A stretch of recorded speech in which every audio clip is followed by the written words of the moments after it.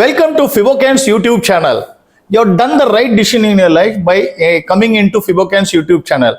Who is Fibocan? Fibocan is a wealth enabler. How do we enable wealth? We enable wealth through training, coaching, mentoring, enabling students, investors to devise their own investment strategies through our comprehensive training programs and innovative investment strategies. So what do? We have published educational videos 1 to 16, module 1 to 16 in English and Tamil.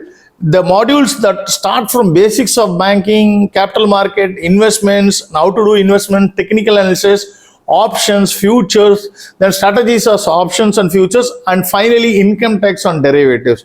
To begin with, all these 16 modules are available both in English and Tamil. I would request you to go and select the appropriate playlist and watch all the videos and put your comments. So that is the step one. Every day we put videos about market commentaries. Please understand that we are not SEBI registered. Hence, we cannot give any recommendations. We will say whether it is looking good, technically sound, technically weak, has to be cautious. These kind of things we will give, but we will not give any price targets, or we will not give any stock recommendations. Only thing is that we are here to give technical education, imparting technical knowledge to anyone and everyone through our free educational videos, which we put every day on the daily markets, and during weekends we put about global markets. So I would request and encourage anyone in the age group of 17, 18, those who are studying in HSC, higher secondary or plus 2, to watch module 1 to 4, definitely either in English or Tamil, whichever language you understand out of these two languages. And anybody who is doing BA, BCom should watch up to module 8. And those who are doing MBA, CA, CFA or any professional or postgraduates should watch module up to module 15. And for professional traders, it is ideally suited for them to watch module 16. I am sure that you will enjoy watching and enhancing your knowledge. Thank you very much. Today is October 9, 2023, Monday. First the levels, then we go into the detailed discussion part of it. FinNifty closed 19,594.65, 1.13% down, while BankNifty closed 43,886.50, 1.07. Nifty closed 19,512.30, 0.72% down. So what happened? See, if you recollect, last week, the last 3 days, there was a gap up opening, but it was going in a kind of a straight line. There was no conviction in the up move. It was just a kind of a short covering, gap up, then it didn't do anything. So I have told many times in my video that if such thing happens, if it goes in a straight line, particularly 3 candles, normally 3 candles, I mean there is no rule book. To technical analysis doesn't have a rule, it's all demand and supply, but normally what happens, one has to be cautious. The 4th candle can be a falling 3 methods. So obviously whatever had happened to this Hamas attack or Israel or whatever they are doing in the Middle East, regardless of it, today it would have fallen.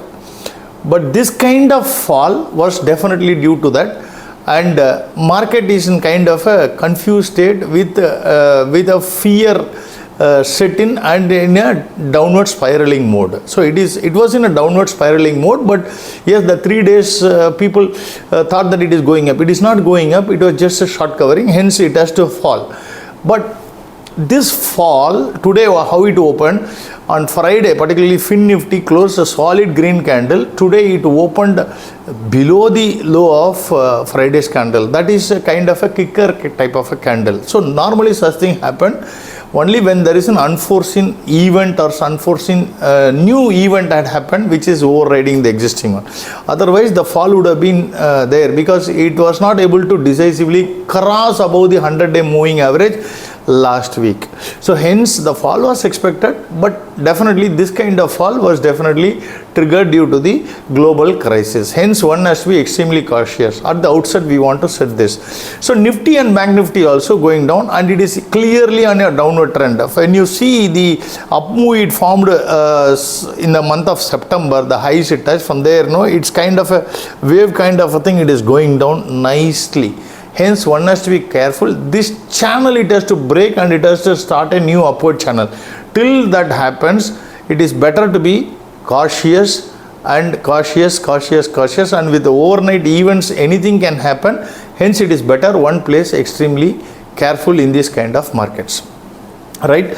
So now FinNifty, BankNifty has broken down all the levels decisively, and Nifty has also broken. The only support that is available for all these things is the Bollinger lower band in the daily chart. It has also broken down the weekly 20-day exponential, 20-week exponential moving average and the middle band. I would call decisively. Hence, no one has to be careful, and the levels are Bollinger lower band, then 200-day moving average. These are the levels that can be seen as a what you call a good amount of support that is available for these indices. With that background, let's go into the analysis part of it. Individual banks, individual sectors. Banks, Federal Bank, HDFC, ICICI, IDFC, Kotak, SBI, all down 1%. Yes and Bandhan Bank fell 2%. Nothing went up. Axis, IndusInd all remained flat. Financials, Bajaj Finserv, IDFC, M&M, Muthoot, Shriram 1% down. L&T Finance 5% down. Chola and Jio remained flat. On the insurance and cards, ICICI, LIC, ICICI General, LIC 1% down. HDFC Life, SBI Cards 2% down. ICICI Pru 3% down. Oil and Telecom, Bharti remained flat while Reliance down 1%. IT, Coforge, LTIM, Intellect, Emphasis 1% down. HCL Tech, Birlasoft 1% up. LTTS 1% up. Infi, TCS, Techam all remained flat. That's why Nifty didn't fall that much. The IT was just holding. On the consumer goods, Asian Paints, DMart, Pidilite, Titan 1% down, PVR 2% down. Others all remained sideways, which is why there was not. They were able to offer little support to Nifty.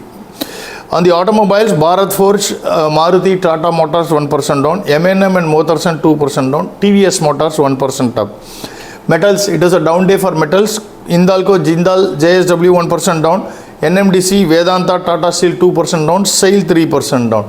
Health and Pharma, Thyrocare 1% down, Dr. Reddy 1% down, Metropolis 2% down. Others, DLF, LIC, L&T, Adani Enterprise, Havells, Polycab, Ultratech, Zomato 1% down. Eris, India Mart, Indigo, IRCTC, Nykaa 2% down.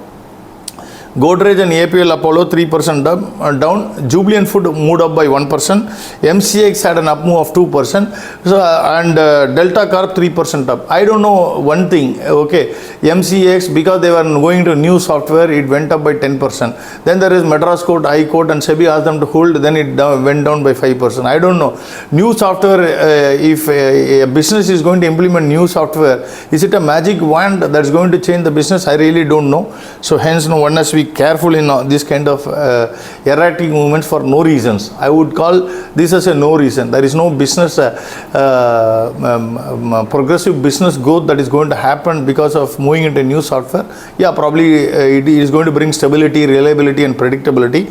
That doesn't mean that that doesn't warrant such an up move, or if it is not going to be implemented, it doesn't warrant such a down move. Anyway, that's market.